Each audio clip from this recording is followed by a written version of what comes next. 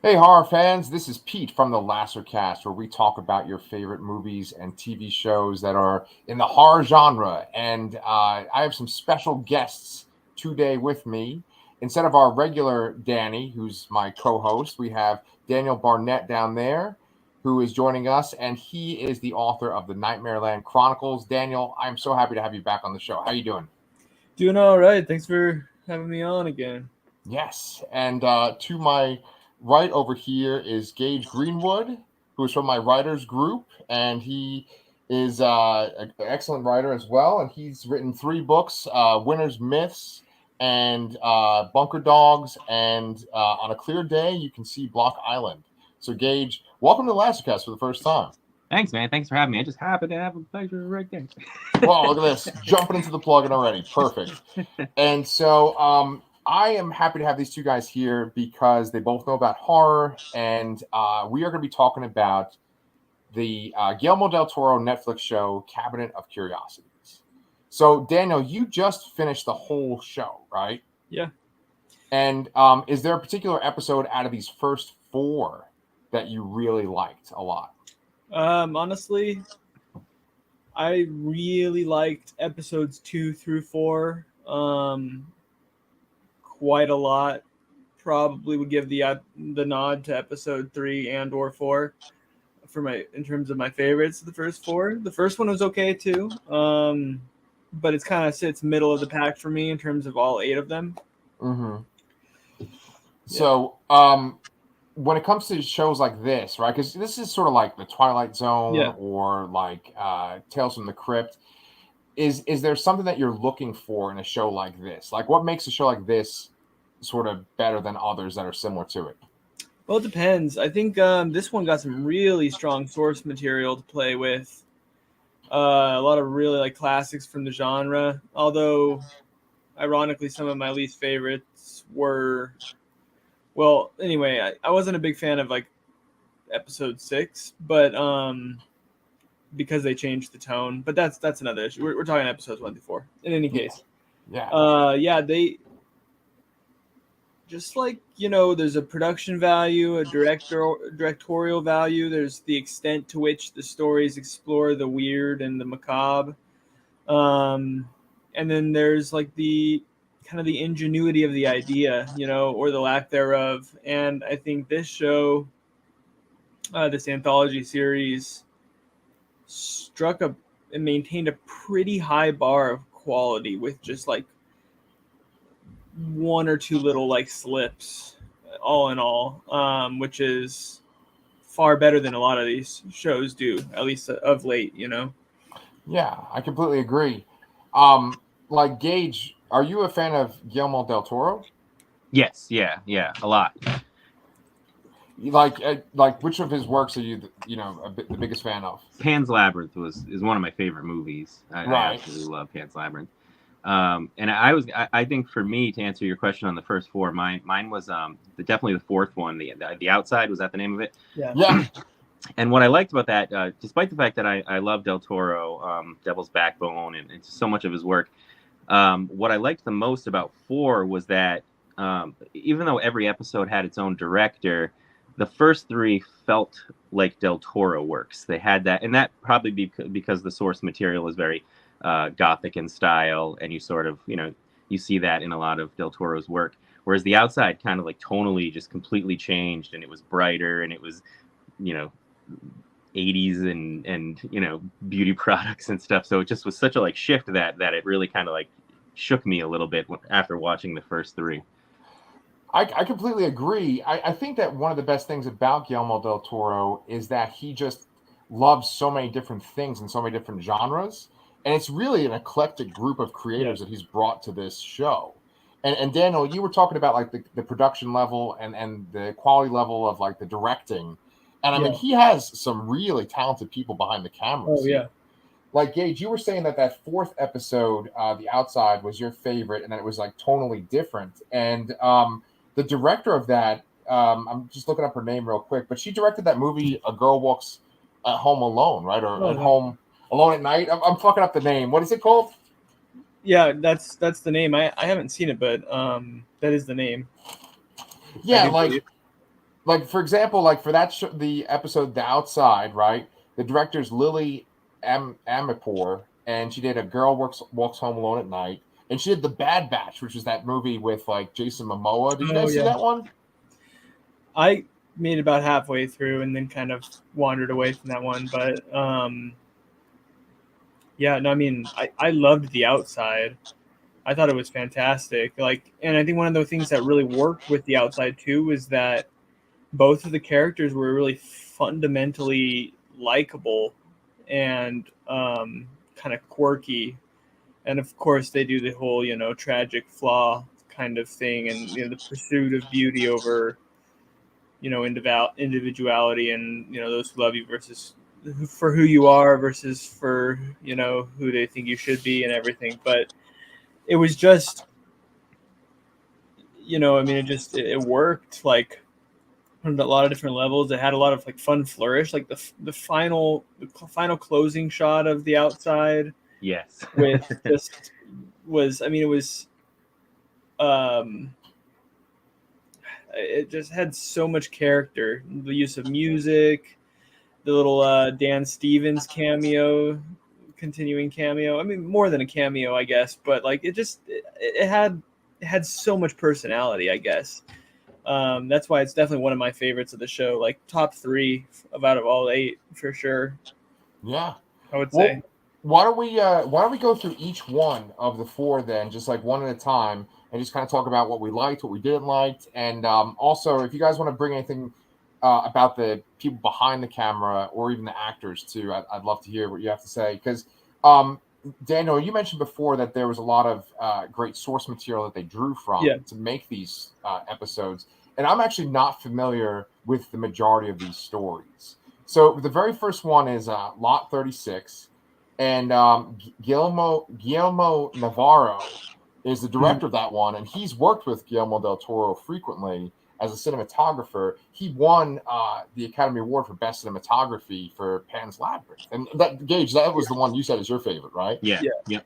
Yeah. So, Gage, what did you think about this first episode and just the way it looked? So, yeah, definitely this one was the most Guillermo Del Toro. In fact, I looked up... it was Guillermo. What's his last name? Navarro.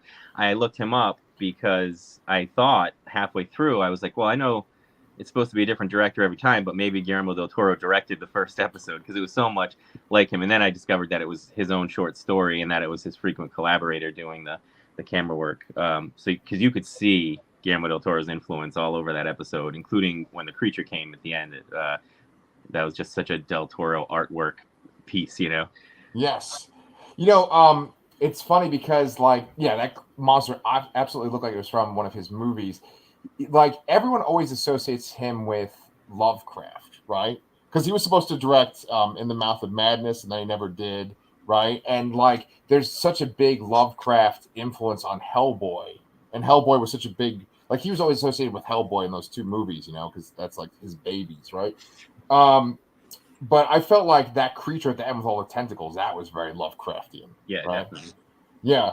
And by the way, spoilers, if you guys have not seen any of these episodes, we're just going to spoil the shit out of all of them. It was written by Regina Corrado, and she's a TV writer. She's wrote for Deadwood, and she's worked on Sons of Anarchy.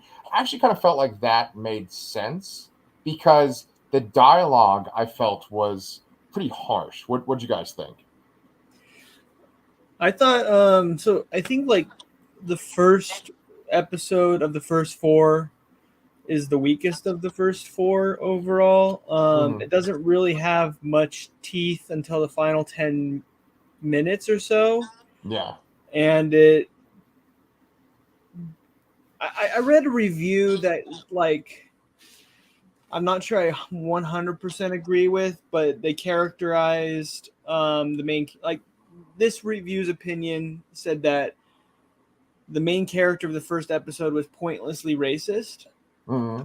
And I'm not quite sure I agree with that, but I do think there is something to be said for the decision to build a story, like a 50-minute, 55-minute story around a character like that you largely don't sympathize with. and really kind of like make that like clear to the reader, like this guy's an asshole, we're rooting against him, and he's also kind of dumb and makes bad decisions. And I do wonder if this story would have been better served if he had been a little bit more likable, like a little bit more of a gray area there, because there was the potential for that, like with him having kind of been used and thrown away by, you know, the country and stuff like that, without going so far as to say, and also he's a racist, and also he's like a Rush Limbaugh guy, like, you know, sort of thing. And I mean, I think ultimately it's like it's like a 15 minute, like a good 15 minutes at the end, where it felt like they sort of were trying to like fill out the space to get to the end, maybe a little bit. I don't really know for sure, but you know, when you have like the recipe of like a character you don't like and no characters really surrounding that person to like, and a plot that really is just it's not like a slow burn or a build or a slow burn or slow build or anything. It's just a story that like once the thing happens, it happens. Right. And you're just kind of waiting for it to happen. I think that like it had just a couple ingredients missing for it to be truly memorable, but like it had a great final 15 minutes, you know, like that's kind of my take. No, that's a strong take. I totally understand what you're saying. I think he had like one redeemable line. You know, that Tim, the character's name is Nick, and he's played by Tim Blake Nelson. He has that line where his friend, who's African American, is kind of talking about him being racist. Yeah. And he says something about like being on the front lines or something about soldiers. And Tim Blake Nelson says, in the army or over there, all of us were green, as opposed to like it didn't matter what your skin color was. And I really like that moment, and he showed some vulnerability there, but otherwise he was a pretty big asshole. And you're just basically waiting for him to get his comeuppance. Gage, did you like anything about like the majority of the episode besides the ending? No, I like the ending, and I'll explain why. And I agree with Daniel 100%. And for me, you know, you were talking about how they this show. The classic anthology shows that come from it, and Tales from the Dark Side, Tales from the Crypt, all those. And then you could go back to like the comic books, the horror comic books of the 50s, which, you know, a lot of those shows lend from. And then even like the old Gothic short stories and Poe and all those people, where you have those stories where there's the bad guy that you're following and you're just waiting for him to get his comeuppance. And I think you see that again in episode 2. But like Daniel said, I think episode 2 does it right, whereas this one doesn't, because you want to see this guy get his comeuppance in episode 2, but you're also you're more with him on it, and you don't completely despise him, and you're you know, you can fear what he's fearing. Whereas in this one, there's almost nothing there except for like just hating this guy. And then they throw in the 4th book and the demon and stuff like towards the end, and then you're like, then it's just fast paced, and from there it was good. And the ending reminded me a little bit, even though it's very different, of Left to You by Daniel Volpe, or Volpe, with that the whole demon in the circle thing. So that was the only thing I enjoyed about it, was those little parts that reminded me of Left to You. But otherwise, I did not think it was a very good strong episode. Yeah. Were you gonna say something, Daniel? Yeah, just that I agree with that point completely. The second, it's a good juxtaposition between the first and the second, because with the second story, the guy sucks, but he's sort of like pitiable enough for you to sort of like kind of root for him, like he's and also like he's kind of getting you know, it's a comedy of misfortune with the second one, where, you know, it's not just sort of like waiting for the big moment at the end. It's just like, you know, you get it's narratively more interesting because the plot gets juicy, you know, like 10 minutes in, and you know, even before that, it has the sense of like, well, if he's not going to be exactly 100% likable, he's going to be kind of charming and funny in sort of a slimy way. And then we're going to just kind of make his life miserable in unique, new ways with a little like dash of atmosphere and, like weirdness going on. It's a very weird fiction kind of story. And yeah, so I had a lot of fun with the second one. Yeah. Well, that's Graveyard Rats. And I'm wondering if you guys dug the second one so much because the main guy, Mason, he's played by David Hewlett. And have any of you guys watched Stargate Atlantis by any chance? I haven't. No. Okay, that's kind of the reaction I thought I was going to get. But like, he plays this character Rodney on there, who's like the science guy, the tech guy, right? And he's just this like over the top character, and he was a standout for that show. For a show that's sort of like generic and disposable, he stood out. And Jason Momoa was also on that show too. Like it was like when he first started out. But I keep mentioning Jason Momoa tonight for some reason. Yeah. But I too liked it, but I think it was mainly because of his performance. Like his bulging eyes and his over the top. Just like sort of like, his dialogue was like taken from like the time period. It was very like alliterative or whatever. But that episode was directed by Vincenzo Natali, who he directed Splice and Cube, and I believe that David Hewlett is from Cube as well. But I don't know if you guys have seen Splice, but I love that movie. Yeah, Splice is crazy. Yeah. So I mean, there's practical effects in this episode too. That giant rat mother is like a big fucking puppet. Yeah. And then there's this like zombie that's at the end too. And I felt like the first episode and the second episode were very similar in the case of you have two characters essentially that are like possibly going to die because they need money. Unless they get the money they need, they're going to die. And so they go and do these extreme things, and they sort of uncover these like hidden treasures, but the treasures also have these nasty consequences. So I think that they're both very similar. But the second one, I think it just was mostly because of his performance. What else you guys got about episode 2? I thought it captured the claustrophobic feeling very well. And I think what Danny was saying earlier is good too, where it's very it's comedic, but sort of horrifying at the same time. And having the giant rat mother and the zombie was just so weird and fun and unexpected, but expected. Like you knew where the story was going the whole time, but it was never like quite where you had landed it in your mind, unless you read the short story, I guess. But I hadn't. So it kept me on edge in terms of, with these anthology shows, like I was saying with the first one, it follows those tropes so perfectly that you're not surprised by any of it. But with this one, even though I knew where it was going, it was always just a little bit surprising. Yeah. Henry Kuttner is the author of the short story. Have you guys read any of his work, or? I'm not sure.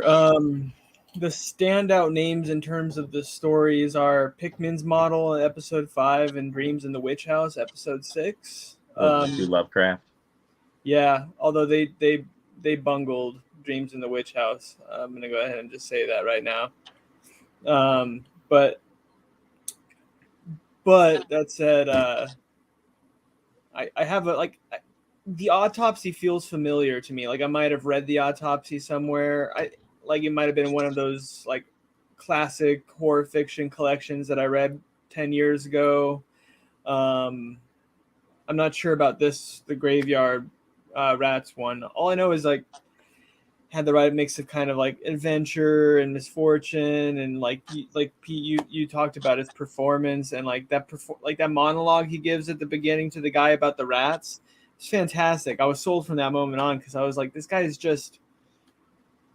he's like magnetic, like in that kind of slimy sort of way. Like, it's just it was good fun all the way around, I thought. Yeah, and the supporting characters in both of these episodes are good too. Like, they're both alumni of the show Supernatural too. Like the character of Roland, who's the one that knows about the mythology of those books in the first episode. He's played by Sebastian Roche, who's like one of the angels from Supernatural. Forgot And about then that. in the second episode, the guy that is the mortician that talks to Mason, he played Death on Supernatural, and he's in that movie Right. too. Julian Richings, he's in that movie. Anything for what the fuck is that? God damn it! You know that movie that's on Shudder? It's called Anything for like Johnson. Jackson. Jackson, yeah. I That's just right. love him. Yeah, he's great. Yeah. Just like, yeah, it was a winner. I mean, I think like kind of like it's on the upper side of the 8 for me for sure. Yeah, there's a couple real standouts, but this one was just like solid entry, no regrets. It was a good one. Yeah. And the ending with his when they open the casket and his body's just like moving. Yeah. That was so great. We're like halfway through, and we haven't talked about the mechanic of the show itself. You know, the Cabinet of Curiosities, and Guillermo has a book that's called Cabinet of Curiosities, and it's essentially like a guide to his own house. And his house kind of looks like this cabinet. That's the main piece of this show. And I really like the opening credits where you kind of go through it, almost like Game of Thrones style. Yeah. And then when he comes out, he's like Rod Serling. He does his little introduction, and then he opens up the cabinet. But what I really, really like is that he takes out one piece that's relevant to the story, and he takes out another figurine that is like the figurine of the director of the episode. And that puts a real emphasis on the director. I really like that touch, With that being said, for episode 3, this one's actually my favorite episode out of all 4. For me, there's a truly scary moment in episode 3. And I've been watching a lot of horror because of this channel, but there was one moment in this episode that like really got me and freaked me out. Do you guys remember in the bar when the one miner goes up to the guy who has the alien inside of him, and the guy who has the alien basically says, like, "You're going to come with me. You're going to throw your drink." That was really fucking scary for me. What'd you guys think? You want to go ahead and jump on? Well, first I just want to say, going back to what you were saying about the Guillermo Del Toro intros, I keep accidentally calling the show The Curiosity of Cabinets, and I've decided that I think that should be what we call like a group of cabinets, in the same way there's like, the murder of, the Curiosity of Cabinets. The third episode I loved as well. I think for me, I've liked the show in order so far, from like 1 to 4, from least to best. So you have a couple of common tropes in there. The beginning with the meteorite, a little bit reminded me of the Creep Show story with the guy who takes it and starts growing, which had Joe Hill in it, by the way. Right. And then you get into the alien invasion taking over the people, which has been done in everything. But it was so unique and so interesting. I did like that part in the bar where he just mind controls the guy. But the last like 15 minutes of this one was just like exceptional. And I've said that I like the 4th episode the best, but that last 15 minutes of episode 3 may have been my favorite part of all of them. Because it was just like this little cat and mouse game you didn't know was happening almost, Yeah. So good. Yeah, I think like I posted on Twitter that with the first 4, it was one of those, every episode was at least as good as the episode before. And I use those words particularly because I don't really have a clear winner between 3 and 4. They're both just like mood dependent. Episode 3, the autopsy, has a great turn in the middle of it. If there's, even that like stretch of like kind of exposition monologuing that comes from the visitor works because it's so weird and so enmeshed in the helplessness of the main character at that time, and like the kind of growing cat and mouse element going on. It has just like it's just all interesting, right? So it's like even if it's sort of exposition-y, it's like you're sold because he's like, it's a unique take on an idea and you want to know more about it. And then it has like the right touch of just like classic narrative strength in terms of like the way the plot wraps up with the hubris of the visitor, and just the main character having just enough wits just outsmart them in this one blind spot that they have, but also having to make like an incredibly horrifying like self-body mutilation sacrifice to pull it off. Like, it's visually horrifying. It's awful, but then like it's also satisfying. It's really good. It's weird. It's good. It's just a good. Yeah, when he went with the ear, I was like, well, that's the end of that. And then nope, wasn't the end of that at all. Yeah. I think that one of the genres that scares me the most is when an alien creature inhabits someone and just essentially removes their personality, and then they're just wearing their skin. And I think that the actor that played the visitor, I think his name is Luke Roberts. I think he did a fantastic job. You have F. Murray Abraham as the main character doing the autopsy. I mean, can he do it much better than F. Murray Abraham? And, he often plays a villain. And at one point, he's at his most vulnerable. He's stabbed himself in the eye. He stabbed himself in the ear, right? He's just on a slab. And he has this sinister tone when the alien is inside of him, trapped with him. Yeah. And I just love that so much. He has his victory, even though he's completely hobbled himself and has no power whatsoever. I love it. So that line about the plumbing is a. Oh yeah. Yeah. The leak. The whole retail, the real estate conversation. It was so great. It was. Yeah. Right. It was solid. This one felt like I had. Like, I might have read this story at some point. I don't know, but it worked.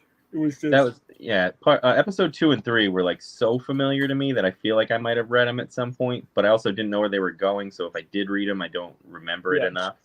But once they were over, I was like, man, that I feel like I've heard this before.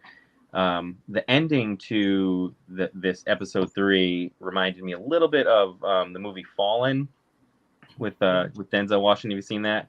Yeah. Where he's got the demon in him at the end, and he's isolated himself, and he poisons himself with a cigarette, and he runs outside. And but I was thinking the whole time, this guy's like, mutilating himself to end this streak for the alien. Is he gonna find that cat at the end, or in this case, it would have been the cop coming in time? Yeah. I was getting worried there too. I'm really glad that he was able to save the cop. Yeah. To me, it was the scariest one. The next episode is this fun, quirky, colorful episode. We've already kind of talked about how much we like it visually. It's called The Outside, and it's actually based on a webcomic by Emily Carroll. And I'm not familiar with her stuff at all. Are either of you guys familiar with her work? No. Okay. No. Yeah. It was directed by Lily Amirpour, like I said, or Amirpour, and Stacy's played by Kate Micucci, who was part of a group called Garfunkel and Oates. I just love that title. That's freaking awesome. She was on Scrubs, The Big Bang Theory, but I don't think I've seen her before this. Oh, she was on really? Scrubs, huh? Yeah. Yeah, she was the. I think she like dated the janitor. She was like, she did like acapella and stuff. And yeah, she seemed so familiar to me. I was like, why do I like her so much? Like, like I like her a lot. And that was I gotta say, like, about her performance, she did an incredible job of being quirky, but not like too quirky, and then being vulnerable, but not too vulnerable, and then finally, like, as the weird supernatural stuff is happening to her, she's like the right amount of disbelief, but also kind of like, I'm listening. That was just like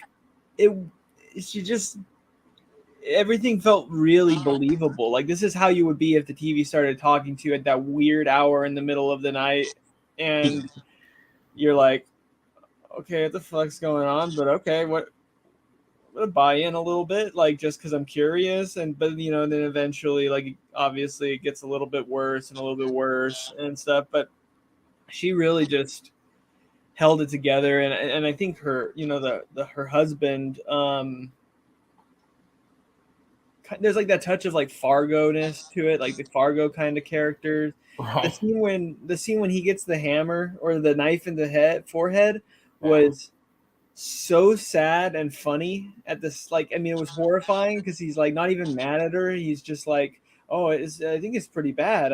I think I need a towel. And then the fact that when she's hitting him with the axe and he's just like, something fell on me, huh? Like something fell on me. And it's like, it's so brutal, but it's so much better than like the baseline of what that could have been in terms of like the traditional she goes crazy, murders him. Like they still maintain so much of like personality and just in every moment in this one. I really loved this one from start to finish.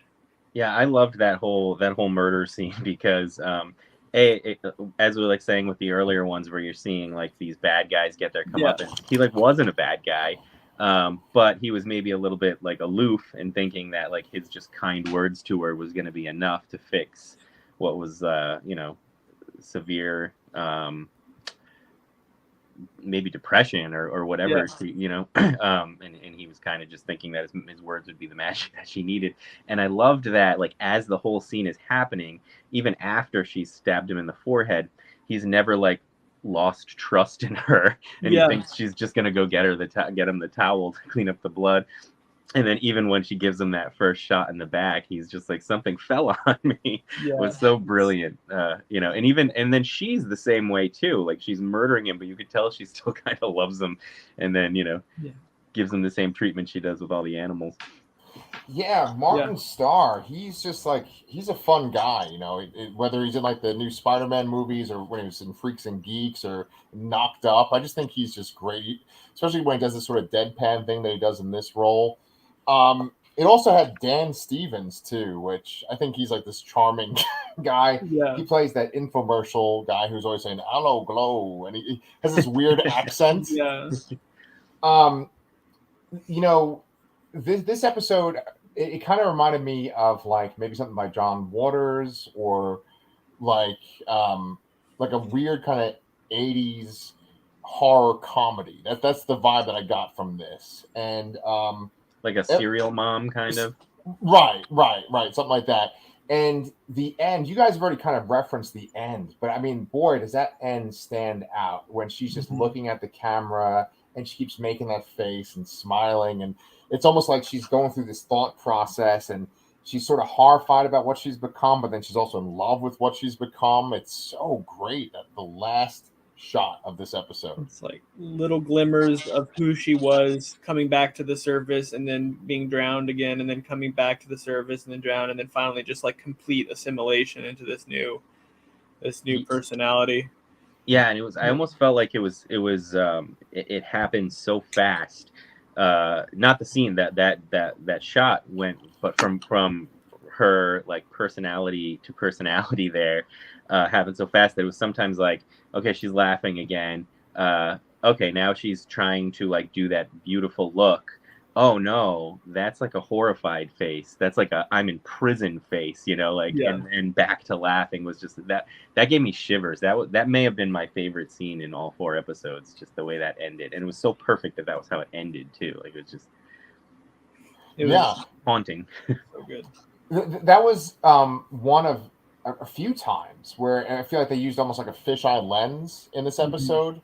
When she'd be talking to the other women, like I think we should talk about the other women in the episode as well that work with her in this bank, because when you go to make a character that's unlikable, which we've seen in the majority of these episodes, there's sort of this fine line as to like where they're believable or not believable. And Daniel, you've kind of talked about this a bit tonight already. But what I thought was very interesting about those women was they kept talking about sexual things. They kept talking about like penises, like flaccid penises and things like that. And I think that the cliche would be that they are talking about money, because obviously they seem to be obsessed with money, and that, you know, Yeah. some of them are very rich, but they just kept talking about sexual things. Like everything was very superficial and physical. And so it makes sense that like the most important thing for her was to change how she looked using this weird cream. Yeah. Well, I thought like functionally, you build like this story is narratively built around two essentially likable characters.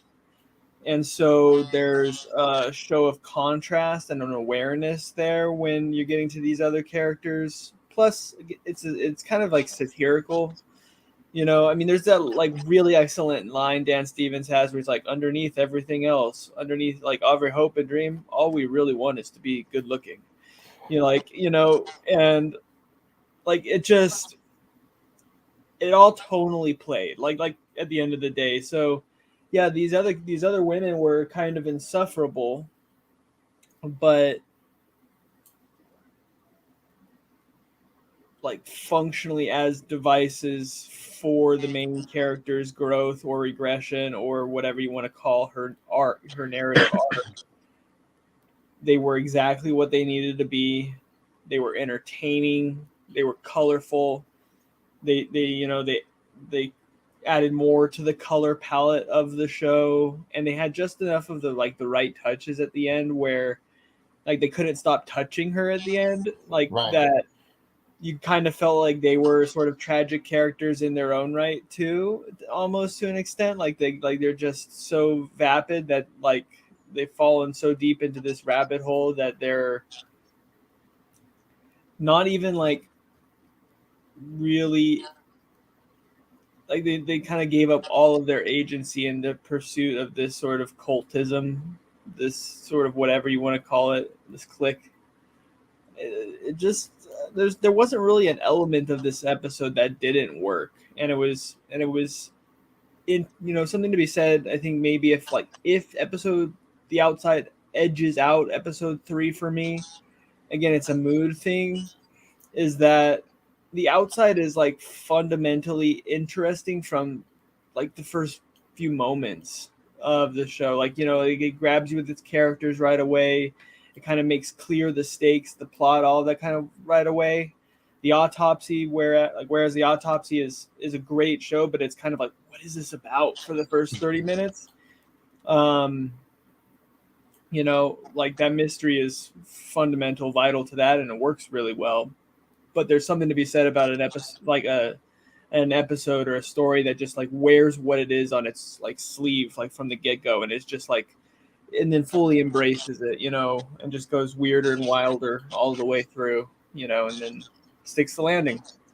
Yeah, I got a couple things on that. Going back to what you said about the sexual aspects of it, is I feel like that those women were all about perceiving their own value and everyone else's value based on how sexually attractive they were. And I feel like they showed that a lot in the episode, like when they got the lotions and they're all just like rubbing. It was like so self-sexual. And then, you know, the other girls, like, you know, not. And then, but then at the end, when she gets into the bathtub, she's like making sounds like she's having an orgasm almost. Right. And then at the end, when they do like her, they're like he said, rubbing on her dress and stuff in a very like sexual manner. So I think that was a theme throughout. And then the other thing, going off of, now I lost my train of thought. I forgot what we were saying there. Well, you definitely said sexual a lot, you know. Yes, there was that. But you know, and then for the women, what I liked about them is they were so obnoxious and easy to hate, but then they didn't go the route of making them the worst. You know what I mean? Like they could have been horrible to her, and they were like, but like in a friendly way. You know, like they invited her to the party, and then when she got the rash and stuff and was apologizing to him, they were like, oh no, it's fine. Like they were in their own way trying to be nice to her, but they were just horrible people. But they could have been bullies, they could have been cruel to her, you know, and they didn't go that far with the characters, which I liked.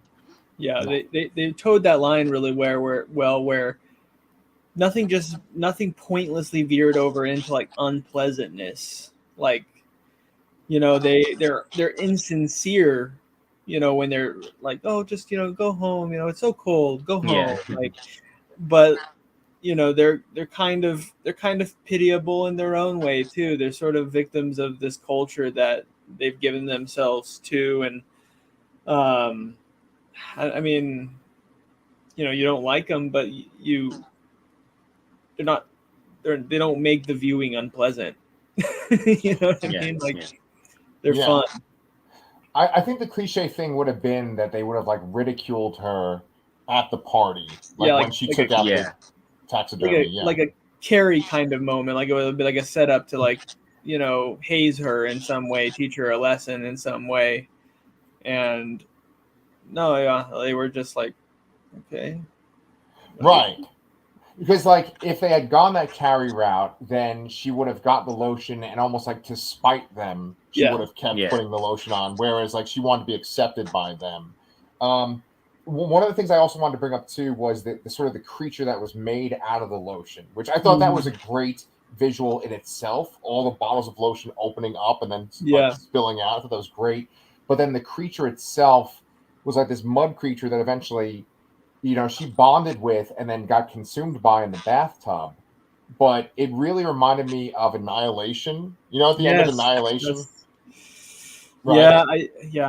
I love Annihilation. I particularly love that end sequence when Natalie Portman is like mirrored by that creature. And I felt like that was what this had as well.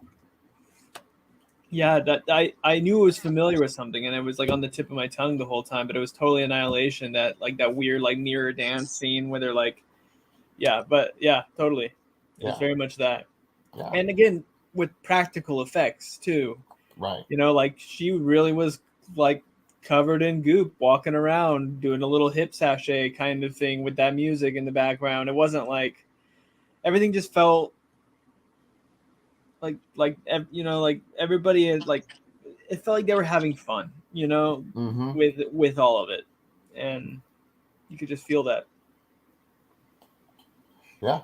I mean, tonight, like, talking about this with you guys, honestly, I kind of feel like your input has sort of like elevated the Lastercast a bit. I think you guys have made some really excellent points. Daniel, you made some really excellent points the last time you were on when we talked about Hellraiser, the reboot, and also Halloween Ends.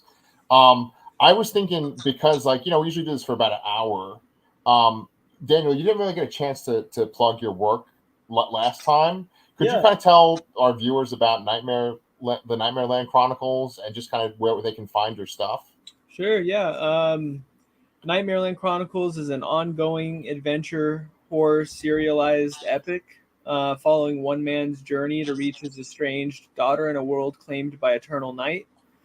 It is currently 6 volumes long of varying lengths, but you get kind of the first half essentially is done, like the first really big arc. Like, there's a lot of story there that's out. That's good stopping point before the next. Well, let me put it this way. My agent coined this term, Carmen Wells. She's lovely. We have like the first season, so to speak, in book form anyway, out, and season 2, I'm working on. But that's been the thing that's consumed me for the last 5 years or so. I've got some standalones otherwise, but my world is very much the Nightmareland Chronicles right now, so and will be for a while. Yeah. And then if people are looking for you on Twitter or social media in general, where can they find you? Yeah, Twitter, my handle is DBH Fiction. So my initials plus H for horror fiction. And I'm on Goodreads, on Instagram sometimes. But Twitter is kind of the mainstay for me. Yeah. Ditto. It's interesting that you said it's like the first season of your arc, because Gage, when I was talking about your work before, I said you had multiple books, but Gage, his work has come out in the Kindle Vella, and so your main book is Winter's Myths, but then everything is a Kindle Vella story, though, right? Yeah, so I publish everything first on Kindle Vella in a serial format, and then I transfer it to book form when I complete each. I also use the term seasons. So like the book the Winter's Myths that's out now is season 1. Season 2 is on its way out. It's in the editing process right now. And then Bunker Dogs and On a Clear Day are both standalones, but I just published them serially first. But Winter's Myths is going to be my long running one. Maybe one day I'll catch up to Daniel, but that's a long way away. I want to read that. That sounds amazing. I want to. No, cheers. Thank you. Honestly, as soon as I get out of here, I'm probably going to go buy the first book. Oh yeah, I appreciate that. Yeah, man. You want to tell them what Winter's Myths is about? Yeah, please. So Winter's Myths is kind of a genre-bending story of a father and his 2 daughters who were raised underground by survivalists.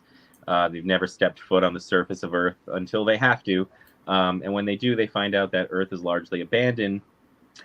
So as he tries to make his way through a largely abandoned Earth and keep his daughters alive, he just makes up these mythologies about us because like he doesn't know what a car is. He'd never seen the sun before.